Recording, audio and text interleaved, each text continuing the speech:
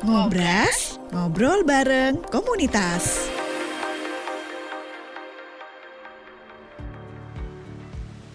Assalamualaikum warahmatullahi wabarakatuh. Selamat malam pendengar Pro 1 RRI Sumeneb dan juga pemirsa RRI Sumeneb.net. Kita jumpa kembali di Ngobras, ngobrol bareng komunitas edisi hari ini dengan saya Ani Purnama.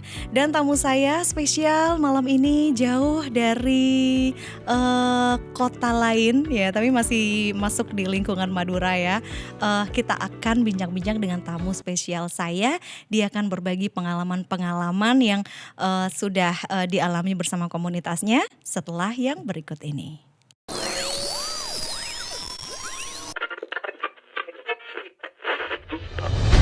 Proklamasi kami bangsa Indonesia dengan ini menyatakan kemerdekaan Indonesia.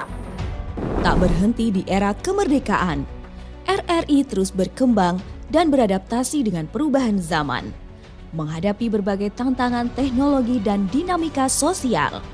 RRI tetap teguh menjalankan misinya sebagai media penyiaran publik yang terpercaya dan mendunia. Dari siaran analog hingga digital, dari radio gelombang pendek hingga streaming internet, RRI terus berinovasi untuk memenuhi kebutuhan informasi dan hiburan masyarakat. Dengan moto sekali di udara, tetap di udara, RRI membuktikan komitmennya dalam menyuarakan kebenaran dan membangun kesadaran nasional.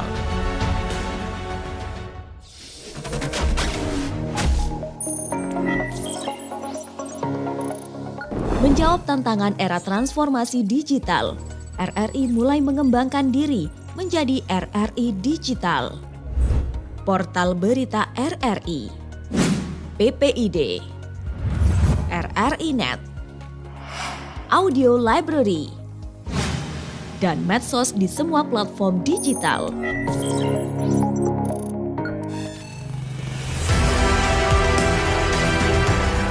RRI akan terus berinovasi dan siap bersaing di era konvergensi media. Sekali di udara, tetap di udara.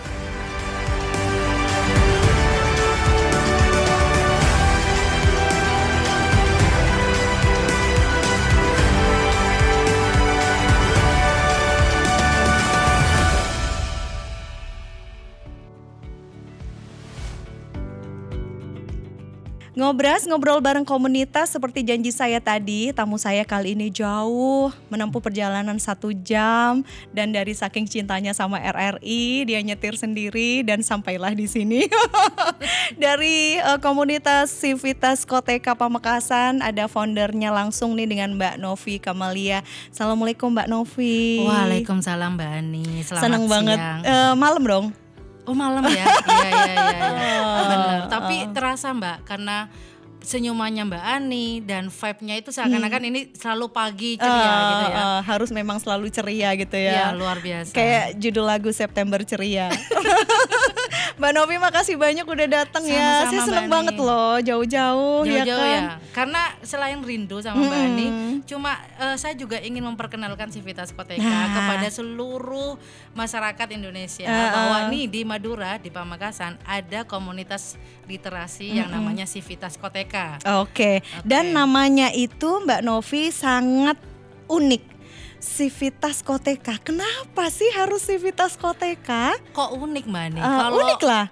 Kalau orang yang Sebentar, bilang kalau Koteka itu kan saya pernah tugas ke Papua. betul. Saya pernah tugas ke Betul. Papua dan di situ ada semacam souvenir ya kan, yang itu diperjualbelikan souvenir dan itu namanya Koteka. Dan itu Koteka. nggak banget gitu loh Mbak Novi. Kenapa harus itu namanya Berarti sih? Mbak Ani kemaduraannya perlu dipertanyakan.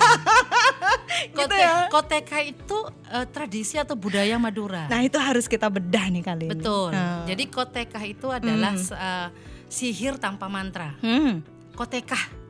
Koteka. Oke.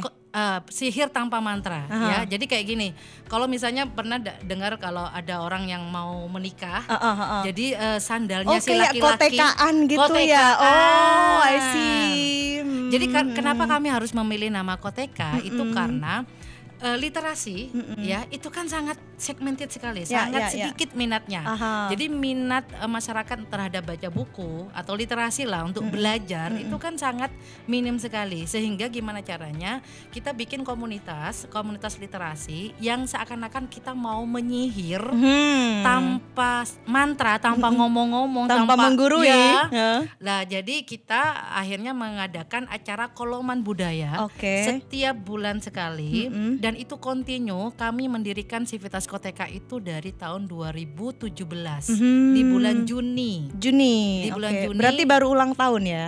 Baru ulang tahun, ya ke-7. Ke-7. Artinya Oke. setiap bulan kita selalu kontinu mengadakan acara. Itu pun kita break gara-gara corona kemarin. Nah ini yang akhirnya membuat kita itu seakan-akan menyihir masyarakat bahwa kecintaan kita terhadap ilmu pengetahuan nggak harus, karena literasi itu nggak harus buku ya Mbak, nggak harus pintar nulis, nggak Ya. harus baca buku, Ya. tapi kesadaran terhadap pengetahuan bahwa oh ya saya harus tahu lah. Dipancingnya dengan acara Koloman Budaya. Kita mendatangkan banyak sekali pembicara ya, dan temanya beragam. Sehingga itu yang membuat para peserta atau yang datang untuk hadir di acara Koloman Budaya itu jadi wah kayaknya saya perlu tahu ini deh, cari tahu. Nah, Jadi penasaran ya. betul. Itu yang ingin kami kami tujukan ya kepada orang-orang agar dia tuh tersadar tanpa harus ayo baca buku, yuk oke, nulis, nggak oke, harus begitu. oke. Tapi ketika dia datang dengan pengetahuan yang kosong, terus datang ke acara Koloman jadi kok aku belum tahu ini ya. Coba Keren deh loh, cari Mbak. tahu. Betul. Makanya ini namanya Koteka, nyihir Tanpa tanpa mantra. Ini namanya oke. Koteka, sehingga Oke. kalau Civitas itu kan sebuah kelompok Iya, ya, kalau kita cari di KBBI itu yaitu kelompok kita perkumpulan gitu ya, dan Kotekah itu adalah berharap teman-teman yang hadir ataupun yang menjadi peserta di acara Koloman Budaya itu tersihir dan tersadar bahwa pengetahuan itu penting, karena Mbak Ani untuk menjadi orang kuat dibutuhkan 2 hal. Pertama harus punya orang dalam. Orang dalam itu bukan berarti orang Maksudnya? dalam, tapi jaringan sosial Oke, ya. oke. Artinya kalau misalnya Mbak Ani punya banyak kenalan, wah kuat tuh Mbak Ani, pasti dikenal sama orang. Apalagi kalau nomor kontak di HP itu banyak, minimal kalau saya tanya, Mbak Ani kenal sama ini nggak, punya nomor kontaknya ini nggak, itu Anda sudah dianggap kuat. Tapi orang yang punya orang dalam, artinya jaringan sosial, Jaringan luas. itu akan kalah sama orang yang punya rahasia. Rahasia? Rahasia. Rahasia apa itu? Paling mudahnya ketika Mbak Ani membicarakan atau menceritakan rahasia Mbak Ani ke saya, pasti ada segannya ke saya. Ya enggak? Nanti takut rahasianya diceritain. Tapi kalau kita lebih luasnya mengetahui rahasia-rahasia pengetahuan, rahasia alam semesta, rahasia bahkan paling ke bawah lagi ya, rahasia negara, rahasia politik, rahasia apapun. Jadi kalau sudah ngomongin rahasia dan kita tahu rahasianya, kita tuh jadi kayak kuat dan kayak disegani. Nah, Koteka ini kan ingin memberitahu kepada masyarakat rahasia-rahasia pengetahuan, rahasia-rahasia apa yang tidak ketahui oleh orang-orang. Makanya kan banyak tema-tema itu, kayak kita pernah membahas tentang dukun, pernah membahas tentang hantu, Mbak. Iya loh, hantu, dan acaranya tema itu bahasannya di kuburan. itu Ya di kuburan Ronggo Sukowati di Pamekasan. Jadi kita ingin tahu hal-hal yang tidak pernah sampai kita kepikir. Jadi pernah, yang paling pop itu pernah masalah pelakor, Mbak. Ya, karena kan pelakor orang melihat itu hanya persoalan orang ketiga. Padahal sebenarnya yang bermasalah ini kan yang bersuami istrinya. Lah kita tuh pop-popan kayak gitu tuh. Lah kita cari tahu, karena mindset kan yang paling penting, mindset. Pernah kita juga ngadain acara temanya itu flexing. Ya yang paling ramai wayang kulit. Wayang kulit di Pamekasan itu sangat sekali tidak pernah dilirik oleh masyarakat, apalagi anak muda ya, generasi Z, sehingga tidak ada penerusnya. Jadi si dalangnya itu kesusahan sekarang, kesulitan untuk mencari penerusnya. Regenerasinya nggak ada ya? Nggak ada, dan itu sekarang wayangnya ada di wihara di Pamekasan. Jadi memang disimpan karena tidak ada yang menjadi dalangnya selanjutnya. Artinya kita membuka sesuatu yang tidak terpikir atau tidak apa istilahnya? Di luar Nurul ya. Di luar Nurul, benar. Artinya kita buka, saya berharap masyarakat itu sekarang atau anak muda bisa jadi orang yang kuat, gak hanya punya jaringan sosial, tapi juga punya rahasia pengetahuan, rahasia alam semesta, rahasia ya semua yang ada di dunia ini yang tidak apa istilahnya yang tidak awalnya kita tidak tahu akhirnya kita tahu. Gitu. Jadi sampai sekarang sudah ada berapa nih anggota dari teman-teman Civitas Koteka sendiri? Ini sudah generasi ketiga, Mbak. Oh. Jadi generasi pertama di 2017. Jadi ceritanya kebetulan sebenarnya yang menjadi motor penggerak itu namanya Royan Julian. Royan Julian ini seorang penulis, bukunya banyak sekali. Dia juga dosen, Mbak, dosen di Unira, ngajar bahasa karena orang sastra. Kemudian dia bikin komunitas nih, bedah koran awalnya, bedah cerpen yang ada di koran, bedah puisi yang ada di koran. Hanya saja ruang lingkupnya dan publishingnya sangat kecil karena Royan hanya carilah mahasiswa-mahasiswanya yang punya ketertarikan terhadap literasi, tapi tidak bisa booming. Suatu hari ada yang namanya seorang seniman penyair namanya Mahwi Air Tawar, orang Sumeneb, Mbak. Air Tawar? Pernah dengar nggak? Belum. Dia penyair sini. Oh ya? Orang Sumeneb. Oh. Jadi namanya Mahwi Air Tawar, orang Sumeneb, tapi dia hijrah ke Jakarta. Oh, Nah, pantas ya. ketemulah sama saya di sana. Dan waktu saya pulang kampung, ya sudah kita lost kontak.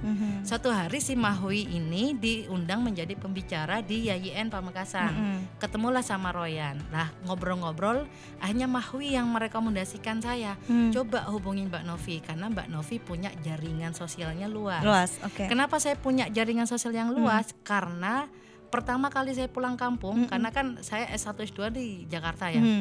Bingung kan, Mbak, sepinter-pinternya orang kalau udah di tanah rantau pulang ke kampung halaman tuh jadi bego. Akhirnya yang saya pakai untuk melakukan sosialisasi diri itu adalah nyalek. Waktu itu. Nah, nyalek ngambil partai dominan di Pamekasan. Jadi bukan untuk menang, tapi bagaimana saya memperkenalkan diri saya. Oke. Jadi emang tujuannya dari awal nggak pengen menang. Nggak ingin menang. Oke, Jadi nggak oke. mengeluarkan duit sama sekali, tapi saya harus tahu Pamekasan. Nah, ngambil partai paling dominan yaitu P3 waktu itu. Ke kiainya nembus, kemana-mananya nembus, sehingga Jaringannya semakin luas. Cerdas juga tuh, betul. Mbak. 2017 saya dihubungin Royan, Mbak Novi, kita bikin komunitas begini-begini. Oke, ayo. Karena sebenarnya kalau mau melakukan sesuatu, Mbak, paling penting tujuannya adalah untuk diri sendiri. Waktu itu saya enggak betah di Pamekasan, masih adaptasi. Jadi saya butuh sesuatu yang membuat saya harus produktif, sehingga saya mengiyakan ajakan Royan. Bikinlah komunitas itu. Komunitas waktu itu masih ada yang namanya Kak Tocil. Kak Tocil ini sutradara, Mbak. Terus Fikri, ini anak teater. Ada muridnya Royan, mahasiswanya Royan tuh ada Faizin, Santi, Bara, Zainal, dan ini semuanya penulis. Dan ada bukunya, Ada gitu bukunya. loh. Lah kemudian ngobrol-ngobrol, kita ngomongin masalah Koteka, kenapa kok namanya tidak Koteka saja? Nah itu yang generasi awal-awalnya. Nah sudah selesai itu di tahun sebelum Corona sudah ada generasi lain di bawahnya. Yang nomor 2 ada namanya Fahrus. Fahrus itu juga karena kan kita ada tim kami itu ya orang-orang dari Koteka ada yang direkrut. Maksudnya perekrutan siapa yang mau gitu ya. Tapi syaratnya dia harus mengikuti Koloman Budaya selama sebanyak 10 kali. Berarti? Jadi kalau misalnya cuma asal tiba-tiba datang gak bisa. Gak bisa gitu. Tapi kalau dia sudah pernah ikut Koloman Budaya minimal 10 kali itu jadi poin buat kami. Atau ada yang kami lamar. Lamar karena dia sudah penulis dan udah banyak di di koran. Akhirnya saya minta mau nggak masuk Koteka. Nah itu ada yang kayak gitu. Kalau yang pertama kan nggak ada rekrutan ya. Lah generasi kedua itu ada kita buka open recruitment, ada yang kita lamar. Tuh. Kemudian lanjut sebelum Corona kayaknya, Mbak. itu sudah generasi ketiga sampai sekarang. Lah ini sudah kita minta yang sudah aktif sering datang ke Koloman Budaya dan orang yang punya ketertarikan terhadap literasi. Kita ajak. Lah saat ini sudah 7 tahun dan baru ini juga kita kerjasama dengan Kementerian Pendidikan dan Kebudayaan. Kita mendapatkan bantuan dana untuk mengadakan acara festival sastra. Oh, kapan itu Mbak? Itu festival sastra baru berakhirnya kemarin tanggal 1 September, dimulai dari 29 Agustus. Di Pamekasan? Di Pamekasan. Oke, isinya apa nih di festival sastra macam-macam. itu? Jadi pertama pembukaan itu yang tanggal 29 Agustus itu kita memberikan penghargaan ke Bapak Sulaiman Sadik. Ini nggak pernah dilihat sama pemerintah Indonesia, padahal kalau jenengan atau teman-teman yang mau bikin penelitian tentang Madura, sejarah Madura, pasti akan cari bukunya Pak Sulaiman Sadik. Sulaiman Sadik. Orangnya masih ada ya? Masih ada, makanya gini, mumpung belum meninggal karena udah umur 80 Mbak, tapi nggak ada. Iya. Pemerintah Pamekasan ya kayak yang nyariin gitu ya. Yang nggak ngasih penghargaan atau apa, padahal buku-buku tentang sejarah Madura, sejarah Pamekasan, beliau yang nulis dan sudah sepuh umur 80 waktu Dan itu. kemarin dikasih award ya Mbak? Kasih award. Jadi kita ayo cepet-cepet mumpung kita dapat dana, karena kan bikin acara penghargaan itu kan lumayan ya dananya. Mumpung ada dana, kita langsung ngasih penghargaan ke Pak Sulaiman Sadik. Lah itu akhirnya itu hari pertama, hari kedua itu musik. Kita mengundang warga Tabun. Tahu warga Tabun? Enggak, apa tuh? Itu orang Sumeneb, Mbak. Itu ada di Prenduan. Warga Tabun. Lah, Tabun itu nama apa? Tabun punyanya Daerah. Turmizi Jaka. Oh, ya aku kenal. Ketua Saya kenal. DKS, ya gak sih? Yang penyanyinya anaknya Abian. Dan juga ada Raofnan. Turmidi Jaka ya, teman baik. Oke. Jadi dia punya anak namanya Budayawan Abian. juga tuh. Budayawan. Makanya kan akhirnya musik yang apa istilahnya ya? Kalau kamu nonton ya Aku pernah nonton. Kan? Keren. Iya. Keren. Beda. Iya, itu kan syairnya kayak ada religi-religinya Betul, gitu kan, tapi betul. disampaikan dengan cara yang nggak biasa. Betul. Iya kan? Betul. Nah itu, tapi Pernah karena nonton. tapi generasinya anaknya jadi agak lebih ngejazz gitu loh, Mbak. Oh. Tapi lagunya tuh lagi ada Arab-Arabnya. Apa ya alat musiknya Kayak tuh ada kombinasi ya. banget, pokoknya bagus banget. Itu hari kedua. Hari ketiga kita mendatangkan pembicara dari Surabaya, dari UNER. Kita ngomongin tentang sastra ekstra, pokoknya tentang roman-roman ekstra, saya lupa. Yang penting itu tentang buku-buku yang menceritakan tentang alien gitu loh, kayak Superman. Iya, kayak hal-hal yang sifatnya imajinasi. Lah film Superman itu kan adaptasi dari buku toh. Lah itu kok bisa orang bisa berpikir ada Superman, dia lahir dari kripto. Kok kripto ya? Apa sih namanya? Iya, planet itu. Iya, terus ngomongin tentang Batman, tentang Spider-Man. Alah, itu semuanya kok bisa orang bisa berpikir begitu, atau tentang alien ya, tentang sekarang banyak luar yang angkasa ya, film-film yang diadaptasi dari buku. Lah buku itu kita pengen tahu siapa penulisnya dan sejarahnya seperti apa, atau Star Wars. Itu kan adaptasi dari buku, Mbak. Kok bisa orang sampai mikirnya ke situ? Itu kenapa tema yang dipilih emang beneran di luar Nurul nih? Banget. Jadi kenapa tuh harus seperti itu? Lah itu imajinasi. Makanya kan kemarin kita mendatangkan Mas Budi namanya, dia dosen UNER. Ini gimana? Tapi karena Mas Budi itu dia hanya meriset buku-buku sejarah awal kapan buku-buku ekstra ini mulai muncul. Jadi imajinasinya seperti apa, kayak gitu-gitu, sampai yang sekarang itu yang paling kelihatan itu tulisannya Mbak De Lestari. De Lestari. Tentang apa Mbak yang itu tuh. Pokoknya imajinatif sekali dan itu kayak ngomongin tentang alien. Ya kalau bahasa kita tuh bahasa-bahasa spiritual gitu loh, Mbak. Yang hal-hal yang tidak real gitu. Nah kita ngomongin Imajinatif itu banget imajinatif memang sekali. ya. Akhirnya kan kita percaya sama kayak gitu. Apakah alien itu kita sendiri yang menciptakan ya Ataukah dari memang ada? Apakah memang ada? Jangan-jangan kan kalau kita dapat info gitu dari TikTok atau dari mana ada piring ini. Iya, iya, Jangan-jangan itu imajinasi para penulis lama bahwa ada pesawat yang bentuknya piring. Terus ada makhluk yang keluar dari situ. mukanya kan yang aneh lah. Apakah itu memang real atau hasil imajinasi si penulis dan itu masuk ke dalam mindset kita dan ketika kita ketemu wah ada alien, ada macam-macam. Jadi kemarin Superman. itu masuk di festival budaya yang betul. sukses ya. Sukses semuanya. Yang keempat ini ada acara apa namanya Mbak, kita puisi. Jadi bedah puisi. Kita mendatangkan para penyair-penyair. Bedah puisi. Bedah puisi. Kalau selama ini yang kita tahu ada bedah buku. Ini bedah puisi. Sebenarnya bukan puisi tapi sejarah. Jadi gini, kenapa para penyair Madura itu masih berada di bayang-bayangnya dari Jawa Imron. Iya, iya. Mbak kalau nonton kalau lihat orang puisi, itu orang Sumeneb terutama ya. Cara puisinya itu Mirip banget. itu kayak Pak Zawawi, Pak tahu nggak Zawawi. sih?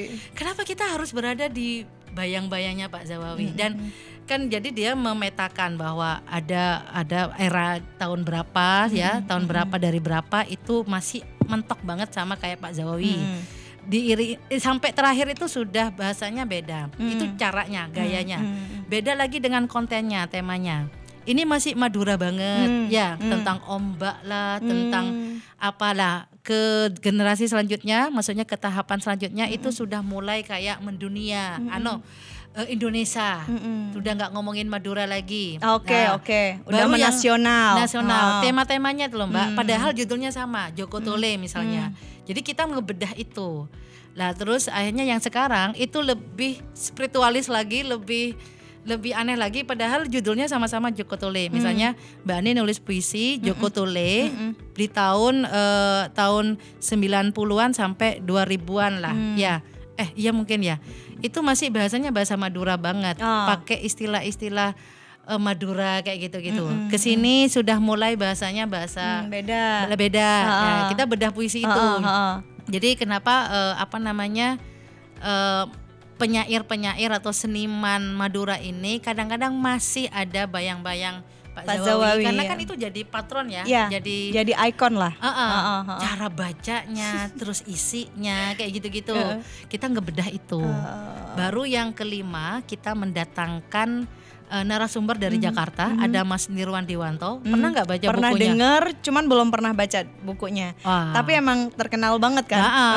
Sama Mbak Saras Dewi. Ya. Kita ngomongin tentang pergumulan antara sains dan sastra. Tadinya kita mau ngundangin Bu Kalina, tapi beliau nggak bisa karena kayaknya dia lebih expert. Cuma karena nggak bisa, ternyata Mas Nirwan sama Mbak Saras itu keren banget. Gimana? Dia ngomongin bagaimana sastra sama sains itu dari awal kejatuhan Adam dan Hawa, wah kita dibawa ke arah sana gitu loh Mbak. Sampai pusing-pusing juga mencerna apa yang disampaikan sama Mas Nirwan sama Mbak Saras, itu luar biasa. Dan baru inilah teman-teman, kalau saya tanya, ini acara keren banget nih, keren banget karena selain berat juga ya. Kita tuh nggak masalah Mbak nyariin tema, bawain tema yang berat-berat, karena tujuan kita tuh memancing sebenarnya, membikin oh ya ada ya lah, minimal tuh bikin begitu loh. Jadi nggak perlu ngerti, peserta tuh nggak perlu ngerti gitu, tapi oh iya ya. Itu kayak menghipnotis yang nonton aja gitu ya, sambil lalu menyampaikan pesan. Iya kan? Bikin gelisah lah. Iya. Bukan geli-geli basah ya. Bukan geli-geli basah Mbak. Jadi bikin iya kok bisa ya lah, minimal tuh itu tujuannya kami. Oke, jadi untuk acara festival budaya kemarin itu semuanya di-create oleh murni teman-teman dari Civitas Koteka. Oke. Itu Yang terakhir Mbak, yang 1 September kemarin. Ini apa tuh? rangkaian, masih di rangkaian festival. Itu teater, pertunjukan teater dari teman-teman Fataria, Kaget dan juga Pangestu yang mengangkat tema tentang agraria. Pamekasan semua sih Mbak, cuma 3 grup. ya agraria. Jadi pertama itu yang apa namanya teater Fataria tentang warisan. Kalau masalah tanah, aduh itu bukan persoalan sepele ya ternyata ya urusan hidup. Yang kedua itu tentang kekuasaan dan tanah, dan yang dari Pangestu itu tentang nanam tembakau. Bayangkan sekarang ya gara-gara tembakau tetangganya meninggal, itu lebih milih ngiris tembakaunya loh daripada takziah. Betul, daripada nggali kuburan tetangganya. Ngiris nggak sih? Fakta itu Mbak. Saya nggak bisa menghakimi bahwa ini lebih baik, ini lebih buruk, ini miris, ini menakutkan, tapi itu fakta. Bicara fakta ya. Fakta. Bahwa ini memang faktanya begini. Bahwa mungkin ya faktor ekonomi lebih prioritas daripada sosial mungkin ya, humanisme aku kurang tahu, tapi ya tetangganya lagi berduka meninggal, tapi dia tetap mengiris tembakaunya, nggak berhenti karena dikejar deadline mungkin ya. Kalau enggak nanti rasanya atau kualitasnya berubah, saya nggak tahu.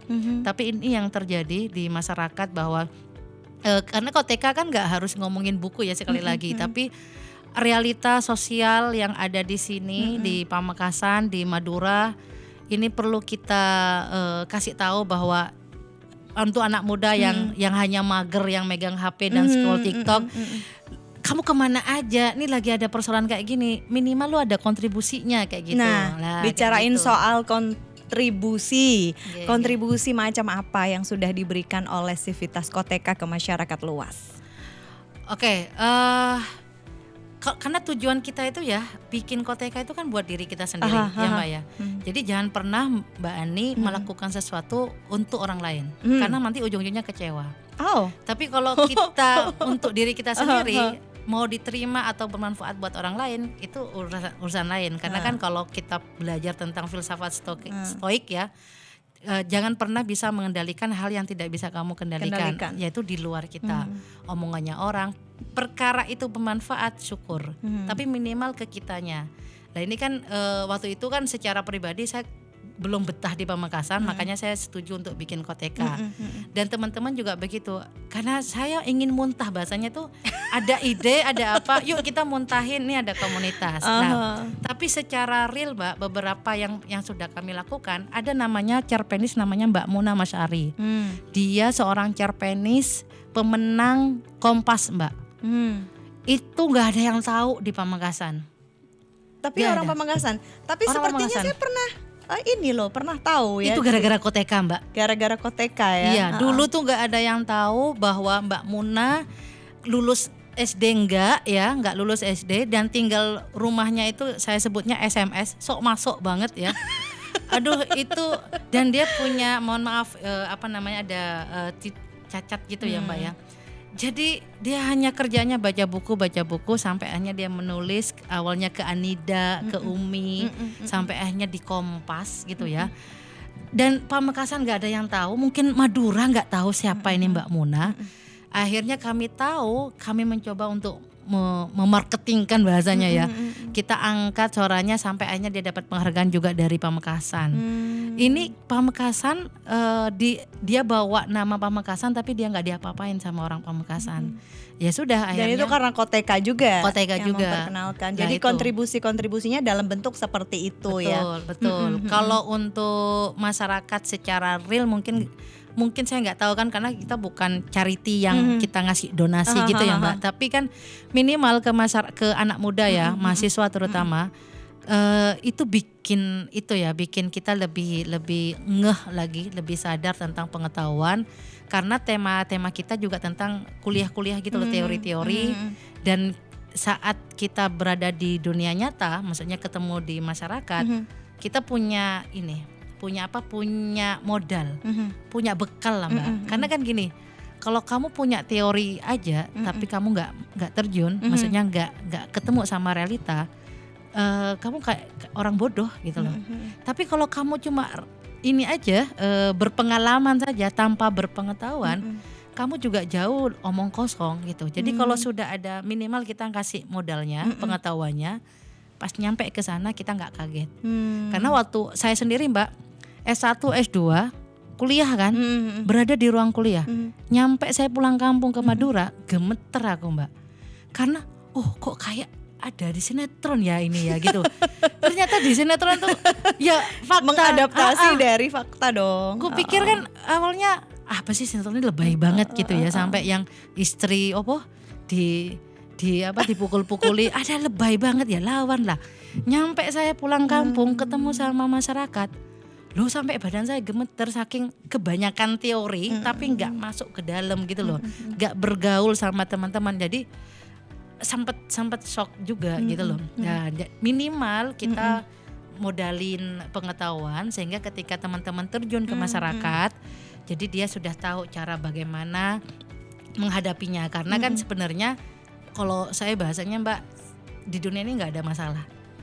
Hah? Di dunia ini nggak ada masalah. Yang jadi ada, masalahnya adalah yang ada hanya kita tidak mampu menghadapinya. Oke. Lah kalau kita sudah punya cara mindset seperti itu, ya nggak bakal punya masalah dong. Nggak ada.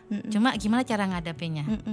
Oke, ini bicara soal eksistensi di komunitas ya. 7 tahun itu bukan waktu yang sebentar Mbak Novi, dan pasti suka dukanya itu sudah nggak bisa deh diceritakan lagi, nggak bisa kita imajinasi lagi. 7 tahun loh, 7 tahun. Bukan waktu yang sebentar. Iya. Ada nggak sih pengalaman khusus yang Mbak Novi pernah rasakan sehingga kemudian ada rasa aku nggak mau ninggalin komunitas ini deh, kayaknya memang passion dan juga apa segala macam ada di komunitas ini gitu.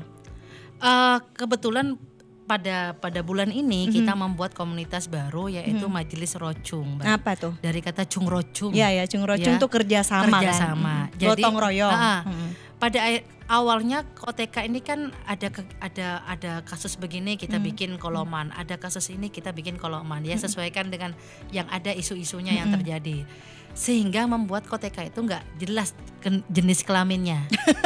Ya enggak, ini mau kemana nih arahnya? Iya, yang penting ada ini, ada kasus waktu itu ada politik ya, pemilihan presiden yang sampai waktu tahun berapa itu.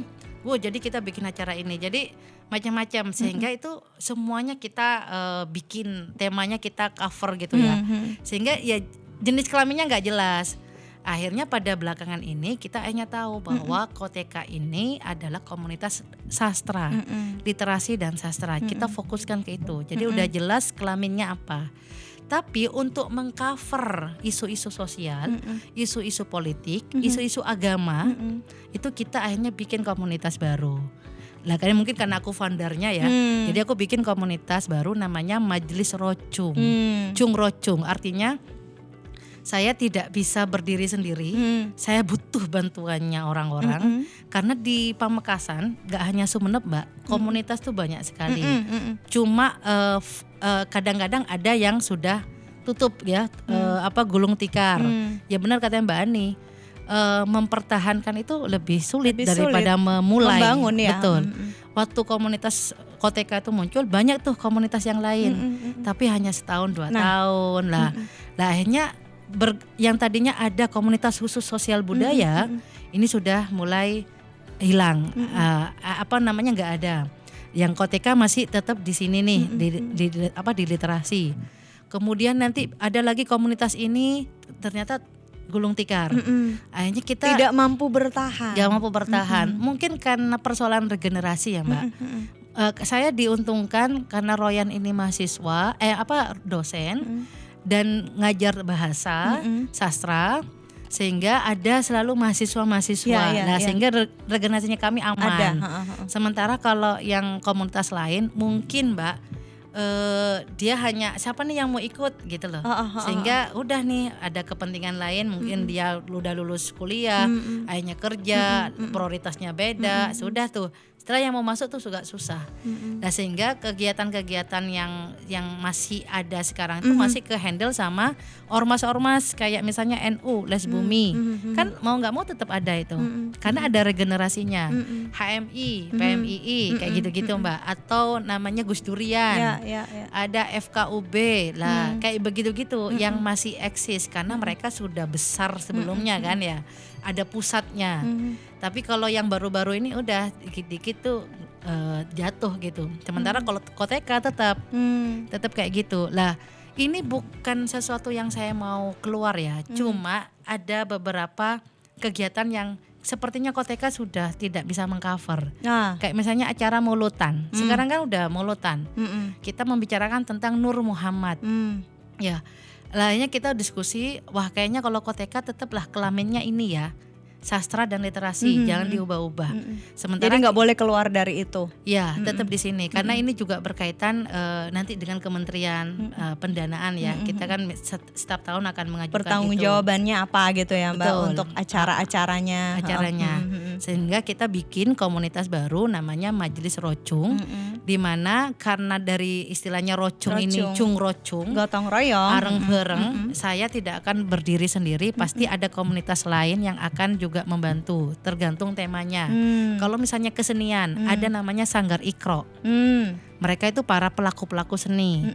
Kalau kita ngomongin masalah apa tentang agama, tentang toleransi agama, kita gabung sama FKUB. Oke, kayak intinya gitu-gitu. tergantung topiknya apa. Betul, Dan di komunitas Civitas Koteka itu lengkap. lengkap. Ya Koteka di literasi, tapi di Majelis Rocung itu isu-isu yang lain kayak perempuan Ya, juga kayak semacam gitu. ada underbow-nya ya. Ini apa. Jadi tergantung kita topiknya mau ngomongin apa gitu Betul, kan. karena kepastian tuh penting. Makanya kan walaupun suami istri ya, tetap nanya, kamu sayang nggak sih sama aku? Ya nggak Biasanya sih? yang nanya gitu perempuan. Iya. Kalau laki-laki nggak pernah. Nggak pernah ya, selalu abu-abu ya. Iya, selalu. Kita harus Kenapa sih harus tanya? Laki-laki biasanya gitu. Lah, iya. Kalau perempuan, kamu sayang nggak sih sama aku? Gitu. padahal udah dinikahin ya, udah punya anak Udah punya banyak. anak, ya kan? Aneh, perempuan itu selalu butuh kepastian ya. Betul. Tapi keberpihakan atau ya berada di yang abu-abu agak melelahkan. Jadi akhirnya makanya Majelis Rocung ini fokus nanti di isu-isu sosial, budaya dan agama. Kalau literasi dan sastra nanti di Civitas Koteka. Itu tetap sama-sama saya jadi fundernya. Artinya tujuannya juga sama, ingin membuat kesadaran ya. Bukan ngajarin, Mbak, karena kita itu tetap seperti anak kecil, di mana kalau dikasih tahu nggak akan mau ngeyel, tapi dikasih contoh, ya dikasih contoh, dikasih contoh, jadi orang tuh bisa ngelihat. Jadi manusia itu hanya kekuatannya di mata, bukan di telinga, Mbak. Kalau orang ya jangan kan anak kecil lah, sampean curhat terus saya sarankan, kamu tuh nggak ngerti aku, Mbak Novi, iya kan sih? Kamu coba berada di posisiku. Nah kamu datang minta nasihat, aku nasihatin kamu kok udah nggak bisa. Tapi kalau dikasih contoh, misalnya, kok Mbak Novi hidupnya seneng ya, padahal mungkin masalah kita berbeda, tapi ngelihat orang, oh kok seneng ya, kok ini jadi kita ngikut kayak gitu loh. Makanya kita itu mau ngasih contoh sebenarnya, Mbak, bahwa pertama yang ingin saya ajarkan dari komunitas literasi ini, Koteka ini adalah konsistensi, istiqomah. Istiqomah. Jadi tidak penting siapa yang berdiri di saf paling depan, tapi yang paling penting adalah siapa yang masih bertahan hingga akhir. Betul, gitu kan. betul. Dan di Koteka itu nggak ada istilah ketua, wakil, bendahara, nggak ada. Jadi semuanya sama. Sama, kecuali pas acara Koloman Budaya misalnya bulan Agustus, siapa nih ketuanya kayak gitu. Oke. Bulan depan siapa nih yang bertanggung Jadi jawab. per acara nanti penanggung jawab, semacam penanggung jawab ya. Betul. Oke, terakhir Mbak Novi, barangkali ada yang ingin disampaikan dari Civitas Koteka sendiri untuk masyarakat luas. Dari tadi udah ngenalin nih seperti apa komunitas Civitas Koteka, terus kegiatan-kegiatan dan kontribusi yang sudah dilakukan, kemudian ada komunikasi dengan para budayawan, penulis dan lain sebagainya. Ini mungkin ada yang ingin disampaikan untuk masyarakat luas dari Civitas Koteka, silakan Mbak Novi. Ada dua hal yang ingin saya sampaikan. Oke. Yang pertama, ini sekedar cerita ya, Mbak. Kemarin saya ke Prancis, ke kuburannya John Sartre.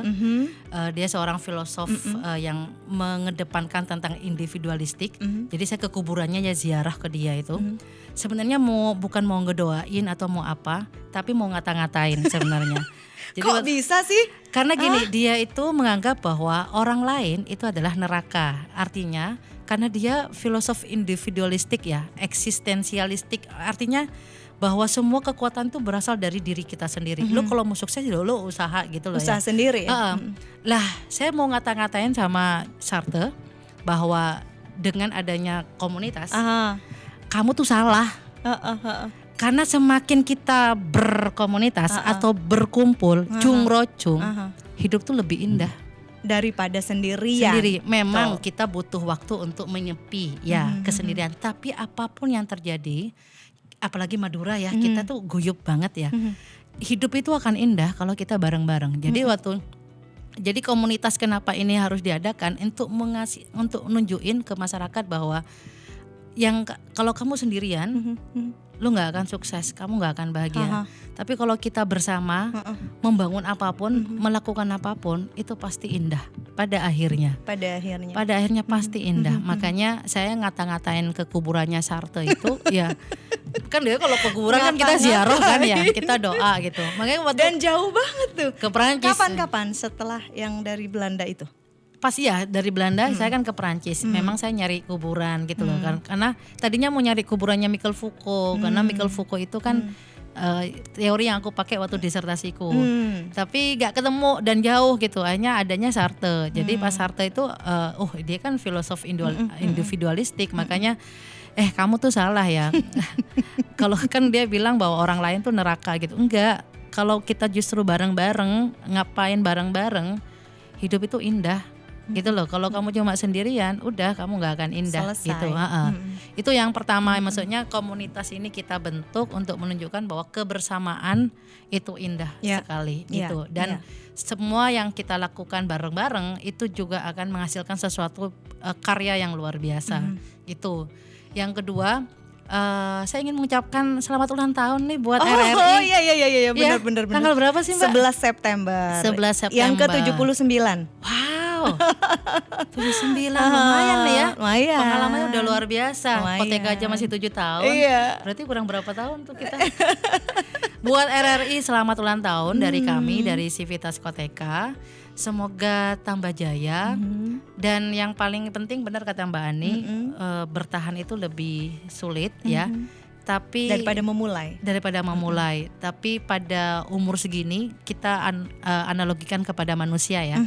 Kalau manusia umur 79 itu kan lumayan fisiknya udah ini ya. Sudah mulai menurun. Lah, tapi lebih bijak Mbak. Lebih wise ya. Kenapa orang tua-tua kita itu ya, udah deh dengerin aja nasihatnya orang tua ya, karena lebih pengalamannya udah luar biasa. Saya berharap RRI bukan fisiknya yang tua ya, tapi kebijaksanaannya jauh lebih lebih baik lagi ya, lebih bisa toleran lagi, dan obrolan ini atau kegiatan tema-tema yang diadakan di RRI lebih beragam lagi, bisa mengcover kegiatan-kegiatan, karena kan kalau komunitas Koteka ya ini literasi sastra, ini tentang ini tentang ini. Saya berharap RRI itu bisa menjadi rumah bagi semua isu-isu komunitas atau kelompok atau ormas dari berbagai latar belakang, elemen semuanya, sehingga ini bisa menjadi, merangkul semuanya. Betul, ini lebih jadi rumah gitu ya. Jadi perbedaan apapun itu bisa tercover sama RRI karena lebih bijaksana, karena udah tua 79. Jadi selain sebagai Radio Republik Indonesia, RRI juga sebagai Rumah Rakyat Indonesia. Wow, luar biasa. Iya ya, RRI Rumah Rakyat Indonesia. Wah, luar biasa. Makasih Mbak Novi udah Sama-sama, jauh-jauh Mbak datang ke sini. Saya seneng banget hari ini dapat tambahan ini kayak kita lagi duduk di bangku kuliah, dapat dari dosen ya, obrolan jadi begini.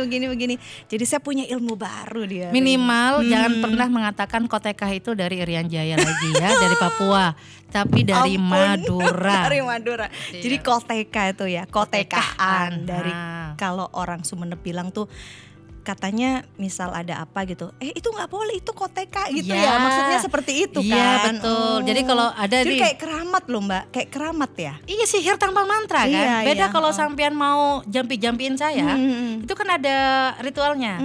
Sebutin nama itu kan mantra. Ritualnya itu namanya Koteka ya. Kalau yang melakukan tanpa mantranya ya itu Koteka, tapi kalau ada mantranya itu sihir gitu. Apa istilahnya ya?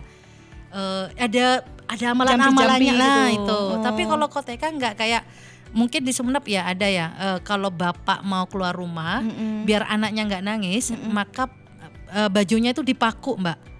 Itu namanya koteka. Iya. Oke, ya. Jadi nggak pakai jampi-jampi, I see. langsung. Oh. Atau misalnya yang paling simple mungkin jangan potong kuku malam-malam. Takut.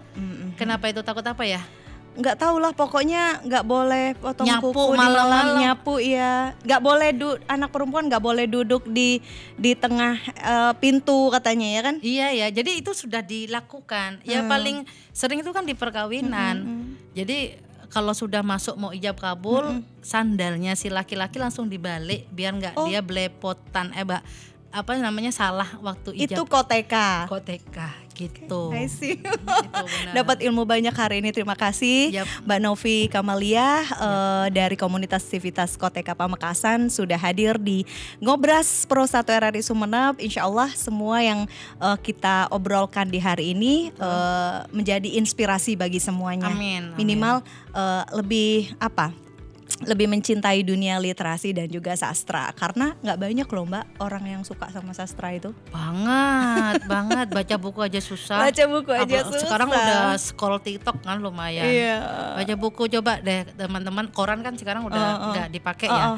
Tapi yang paling romantis dalam membaca itu adalah ketika kamu membuka buku atau buka koran, itu suara kertasnya Itu yang bikin romantis ya. primordial banget gitu loh, purba banget itu suaranya itu loh, luar biasa. Coba kamu buka ya suara korannya atau suara buku tuh. Itu coba ada buku kan, ada buku. Oh iya nih. Nah, ada buku kan. Itu Coba, beda Mbak. Apa ya? Nah itu kan ya. Ini nggak ada nih. ASMR dong di sini. Gimana maksudnya? Gini. Gimana? ASMR. Gini lah. Tahu nggak sih? Suara yang ditimbulkan. Itu romantis banget. Dulu tuh orang surat-suratan tuh ya pakai kertas Mbak. Sekarang WA. Nah itu yang luar biasa yang harus Keren. kita tetap jaga gitu. Jadi tetap bijak dalam menggunakan teknologi lah ya, Yap. istilahnya Yap. seperti itu. Yap. Terima kasih sekali lagi, sukses untuk kita semua. Terima kasih juga ucapannya Mbak Novi. Ya selamat ulang Doa tahun sekali yang lagi sama. buat RRI. Terima kasih yang ke-79. Oke, terima kasih semuanya. Saya akhiri Ngobras untuk edisi hari ini. Sampai jumpa di episode yang lain. Assalamualaikum warahmatullahi wabarakatuh. Waalaikumsalam warahmatullahi wabarakatuh.